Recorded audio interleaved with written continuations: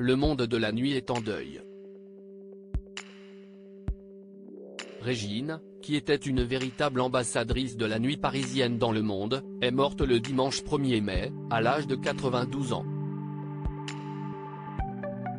Une terrible nouvelle annoncée par sa petite fille, Daphné Rodcage dans un communiqué transmis à l'AFP.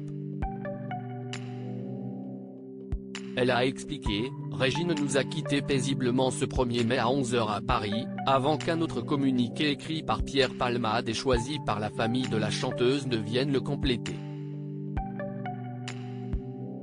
La reine de la nuit s'en va, fermeture pour cause de longue et grande carrière. » Partie avec sa boule à facettes et sa gouaille chaude et rassurante, Régine avait fait danser pendant plus de 30 ans dans ses boîtes de nuit les stars du monde entier, a notamment écrit son grand ami. Les obsèques de Régine auront lieu le lundi 9 mai à Paris. Au lendemain de la mort de l'interprète des Petits Papiers, la date et le lieu de ses obsèques ont été dévoilés.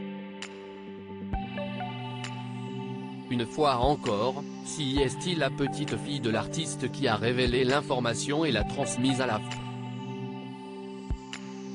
Les obsèques de Régine se tiendront le lundi 9 mai à Paris. La cérémonie se déroulera au crématorium du cimetière du Père-Lachaise, dans la salle de la Coupole, à 10 h. Une cérémonie qui sera probablement très suivie et où de nombreux proches de la femme devraient se rendre. Régine était une véritable icône dans le monde de la nuit. Elle avait ouvert pas moins de 22 discothèques portant son prénom dans le monde entier.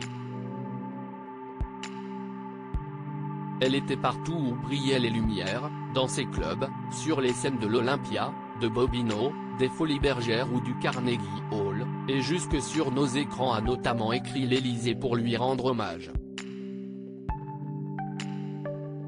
Le dernier adieu à la star promet d'être particulièrement émouvant.